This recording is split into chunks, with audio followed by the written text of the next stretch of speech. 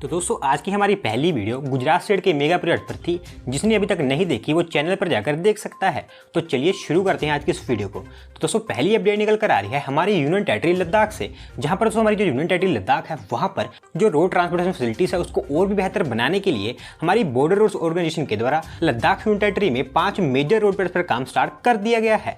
सो बिल्कुल दोस्तों अगर आपको याद होगा तो आज से 20-25 दिन पहले मैंने आपको बताया था कि हमारी border roads organisation and Ladakh administration के बीच में लद्दाख यूनियन टेरिटरी में जो रोड प्रोजेक्ट्स हैं उनको लेकर एक एग्रीमेंट साइन किया गया है। एंड नाउ दोस्तों उसी एग्रीमेंट के अकॉर्डिंग यहाँ पर काम भी स्टार्ट कर दिया गया है। और वहीं बात करें कुछ इंपॉर्टेंट प्रोजेक्ट्स के बारे में तो ये टोटल 5 प्रोजेक्ट्स हैं, जिसमें हानुतांग से तुर्तुक रोड जो कि लेह डिस्ट्रिक्ट में लोकेलिटी है, इनके बीच में 26.6 किलोमीटर लंबा एक ग्रीनफील्ड रोड कंस्ट्रक्ट किया जाएगा। इसके अलावा जो रिमेनिंग 4 प्रोजेक्ट्स हैं वो रोड अपग्रेडेशन से रिलेटेड हैं, जिसके अंतर्गत खालसे से Batalik road 78 kilometre, Kargil Dumgil road 50 kilometre, Khalsar शिवकोबिया Agham 70 kilometre, Tangtse Lukung road 31 kilometre. And दोस्तों इसमें जो कारगिल से दुमगिल के बीच में रोड है जो कि अराउंड 50 किलोमीटर का होने वाला है, उसके अंतर्गत एक न्यू टनल का भी कंस्ट्रक्शन किया जाएगा। एंड ये आने वाले समय में लद्दाख यूनियन टेरिटरी के लिए काफ़ी बेनिफिशियल प्रूव होने वाले हैं, क्योंकि दोस्तों ये जो रोड्स हैं ये लद्दाख यूनियन टेरिटरी में जो लोकल लोग हैं एंड साथ ही साथ में जो ट्रैवलर्स आते हैं उनके द्वारा सबसे ज़्यादा यूज़ किए जाते हैं।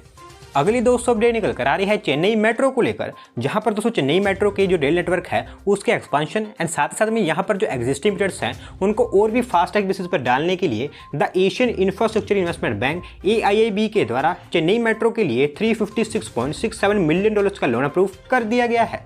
सो बेसिकली दोस्तों थोड़ा सा आपको डिटेल में बताऊं तो चेन्नई मेट्रो का जो फेज़ 1 है वो ऑपरेशनल हो चुका है। एंड वही जो फेज़ 2 है उसके अंतर्गत टोटल 3 कॉरिडोर्स प्लान किए गए हैं, जिनकी टोटल लेंथ 118.9 किलोमीटर की है।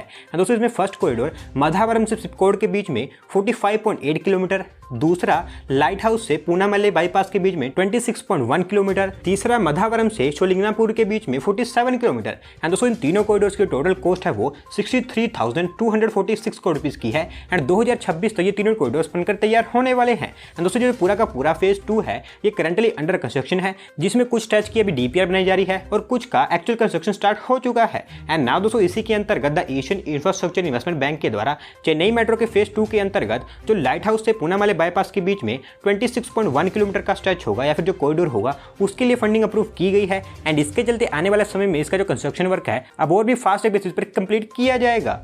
बढ़ते दोस्तों अगली अपडेट की तरफ जो निकल कर आ रही है हमारे इंडियन एक्सपोर्ट्स को लेकर, जहां पर दोस्तों हमारी ministry of commerce and industry जो कि अक्सर हमारे देश में ट्रेड एंड इन्वेस्टमेंट से रिलेटेड डाटा रिलीज करती रहती है, उनके द्वारा इस सितंबर मंथ में हमारे जो एक्सपोर्ट हैं उसको लेकर एक डेटा रिलीज किया गया है। एंड दोस्तों इस डेटा के अकॉर्डिंग हमारे जो इंडियन एक्सपोर्ट्स हैं वो इस सितंबर मंथ में ईयर ऑन ईयर बेसिस पर 21.35% इंक्रीज हो गए हैं। सो बिल्कुल दोस्तों बाय डेटा में अगर आपको बताऊं तो हमारे जो मर्चेंडाइजेज एक्सपोर्ट इस सितंबर मंथ में है वो $33.44 बिलियन रिकॉर्ड किए गए हैं, जबकि सेम पीरियड में सितंबर 2020 में हमारे मर्चेंडाइज एक्सपोर्ट 27.56 बिलियन रिकॉर्ड किए गए थे। एंड दोस्तों इसी के चलते ये 21.35% का ग्रोथ देखने को मिला है। एंड वहीं 2019 के मुकाबले में भी ये ज़्यादा है, क्योंकि 2019 सितंबर में भी हमें इंडिया में 26.01 बिलियन एक्सपोर्ट देखने को मिले थे। एंड दोस्तों इस एक्सपोर्ट्स में mainly engineering goods and petroleum products के जो एक्सपोर्ट हैं वो सबसे ज़्यादा किए गए हैं। एंड ये इस फाइनेंशियल ईयर का 6th कंसेक्टिव मंथ है जहां पर हमारे जो एक्सपोर्ट्स हैं वो $30 बिलियन से ऊपर रिकॉर्ड किए गए हैं। एंड अगर आपको दोस्तों याद होगा तो कुछ दिन पहले मैंने आपको बताया था जहां पर हमारी ministry of commerce and industry के द्वारा हमारे देश में इस फाइनेंशियल ईयर के स्टार्टिंग से लेकर 21 सितंबर तक का जो एक्सपोर्ट डाटा है उसको रिलीज किया गया था। एंड दोस्तों उसके अकॉर्डिंग 21 सितंबर तक हमारे देश के जो एक्सपोर्ट थे वो 185 बिलियन टच कर गए थे। एंड दोस्तों उस डाटा में हमारी मिनिस्ट्री की तरफ से ये भी कहा गया था कि इस फाइनेंशियल ईयर का जो फर्स्ट हाफ है वो खत्म होते होते ये जो एक्सपोर्ट्स हैं ये 185 से इंक्रीज होकर 190 बिलियन तक पहुंच जाएंगे। और क्योंकि दोस्तों एक प्रीलिमिनरी डाटा था तो इसी के चलते वो पूरा एग्जैक्ट नहीं था। एंड यहाँ पर हमारे जो फर्स्ट हाफ में अब जो एग्जैक्ट डाटा निकल कर आया है उसके अकॉर्डिंग हमारे जो एक्सपोर्ट्स हैं वो 197.11 बिलियन टच कर गए हैं, जो कि दोस्तों काफ़ी अच्छी बात है। और हर बार की तरह यहाँ पर भी हमें एक नेगेटिव थिंग देखने को मिली है, जहाँ पर हमारे जो एक्सपोर्ट्स हैं वो इस सितंबर मंथ में 56.38 बिलियन रिकॉर्ड किए गए हैं, जो कि ईयर ऑन ईयर बेसिस पर सितंबर 2020 के मुकाबले 84.75% तक इंक्रीज हुए हैं। दोस्तों उम्मीद करते हैं कि आने वाले समय में जो एक्सपोर्ट्स है ये और इंक्रीज होते चले जाएंगे और ये इंपोर्ट्स कभी डाउन होंगे। अगली दोस्तों अपडेट निकल कर आ रही है लुधियाना पंजाब से, जहां पर दोस्तों लुधियाना में जो लोगों की सेफ्टी है उसको और भी बेहतर बनाने के लिए लुधियाना स्मार्ट सिटी प्रोजेक्ट के अंतर्गत लुधियाना म्युनिसिपल कॉर्पोरेशन डिसाइड किया कि वो उनकी सिटी में 1742 कैमरास को इंस्टॉल करेंगे, जिनको इस सिटी के डिफरेंट एरियाज में इंस्टॉल किया जाएगा। एंड ये जो प्रोजेक्ट एंड प्रोसेस होने वाला है इसको इसी साल नवंबर से स्टार्ट कर दिया जाएगा। सो बिल्कुल दोस्तों मैं अगर आपको बताऊं तो जो लुधियाना स्मार्ट सिटी है इसको हमारी गवर्नमेंट ऑफ इंडिया के स्मार्ट सिटी मिशन के फेज 1 में ही सिलेक्ट कर लिया गया था। और दोस्तों इसी सिटी को और भी बेहतर बनाने के लिए लुधियाना म्युनिसिपल कॉर्पोरेशन की तरफ से डिसीजन लिया गया है कि वो यहां पर 1742 कैमरास को इंस्टॉल करेंगे, जिनके लिए 35.96 करोड़ रुपीस इन्वेस्ट किए जाएंगे। एंड दोस्तों जो पूरा का पूरा प्रोसेस होने वाला है इसको इसी साल नवंबर से स्टार्ट करके अगले 5 सालों के अंदर अंदर कंप्लीट कर दिया जाएगा। और वैसे मैं आपको बता दूं कि लुधियाना में already 30 vehicle mounted cameras and 600 infrared illuminator city में अवेलेबल हो चुके हैं। अगली दोस्तों अपडेट निकल कर आ रही है इंडिया श्रीलंका के बीच में साइन हुए एक मेजर पोर्ट डील को लेकर, जहां पर दोस्तों Indian based multinational conglomerate Adani group ने श्रीलंकन गवर्नमेंट के साथ में एक port deal sign and finalise कर ली है। एंड नाउ दोस्तों इसके थ्रू जो अडानी ग्रुप है वो श्रीलंका की जो कोलंबो पोर्ट है जो कि उनकी कैपिटल सिटी में है वहां पर एक न्यू टर्मिनल को डेवलप करने वाला है। सो बिल्कुल दोस्तों थोड़ा सा डिटेल में बताऊं तो जो अडानी ग्रुप है वो कोलंबो पोर्ट पर एक ब्रांड न्यू टर्मिनल एंड साल में एक न्यू कंटेनर जेटी को डेवलप करेगा। एंड इसको कोलंबो पोर्ट पर जो चाइना की $500 मिलियन की कंटेनर जेटी है उसी के पास में डेवलप किया जाएगा। एंड दोस्तों जो जेटी है ये या फिर जो पोर्ट डील है ये एक $700 मिलियन की डील है, जो कि श्रीलंका में जो पोर्ट सेक्टर है वहां पर आज तक की सबसे बड़ी फॉरेन डायरेक्ट इन्वेस्टमेंट है। एंड वहीं दोस्तों इस कंटेनर जेटी के डेवलपमेंट के लिए कोलंबो वेस्ट इंटरनेशनल टर्मिनल जो कि एक जॉइंट वेंचर है उसका फॉर्मेशन कर दिया गया है। एंड इस जॉइंट वेंचर में जो अडानी ग्रुप है उनका 51% का स्टेक रहने वाला है। एंड ओवरऑल मैं आपको बताऊं तो जो कंटेनर जेटी है ये 1.4 kilometre long, 20 metre deep and इसकी cargo handling capacity 3.2 million ton per annum की होने वाली है। एंड इसको अब अडानी ग्रुप के द्वारा अगले 35 ईयर्स तक ऑपरेट किया जाएगा। एंड स्ट्रेटेजिकली दोस्तों इंडिया के लिए बहुत ही ज़्यादा महत्वपूर्ण है, क्योंकि इसके चलते आने वाले समय में इंडिया ओशन में जो चाइना का बढ़ता इन्फ्लुएंस है उस पर नजर रख सकता है।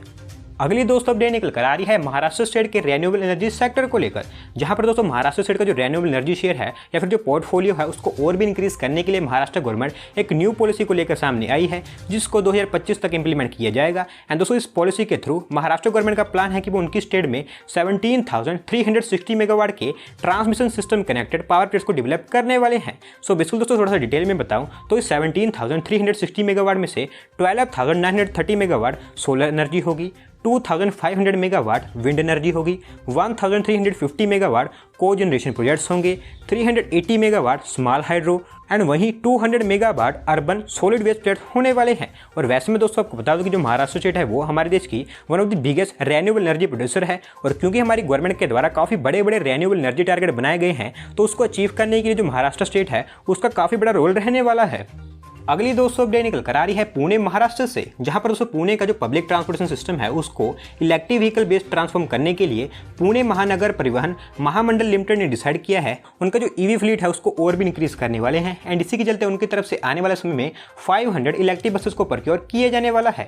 सो बेसिकली दोस्तों एज ऑफ नाउ जो पुणे की PMPML है उनके पास में टोटल 1305 बसेस हैं जो कि उनके द्वारा ऑन की गई हैं। एंड वहीं 900 बसेस ऐसी हैं जो कि प्राइवेट एंड कॉन्ट्रैक्ट बेसिस पर हैं। एंड दोस्तों इन टोटल बसेस में PMPML के पास में ओनली 150 बसेस ही इलेक्ट्रिक बसेस हैं और जो बाकी बसेस हैं वो CNG या फिर जो डीजल बेस्ड हैं। और क्योंकि दोस्तों जो इलेक्ट्रिक बसेस हैं वो आज के समय की नेसेसिटी बन चुकी हैं, तो इसी के चलते महाराष्ट्र गवर्नमेंट के द्वारा उनकी स्टेट में जो पब्लिक ट्रांसपोर्टेशन कॉर्पोरेशन है उनको एक कहा गया है कि वो उनके जो ट्रांसपोर्टेशन सिस्टम है उनको ईवी फ्लीट में कन्वर्ट करें। एंड इसी के चलते PMPML ने डिसाइड किया कि वो 500 ई बसेस को प्रोक्योर करेंगे, जिसमें हर एक बस को प्रोक्योर करने के लिए 2 करोड़ रुपये स्पेंड किए जाएंगे। एंड वहीं इन बसेस को ऑपरेट करने के लिए जो PMPML है उनकी तरफ से इलेक्ट्रिक व्हीकल चार्जिंग स्टेशन को भी सेटअप किया जाएगा।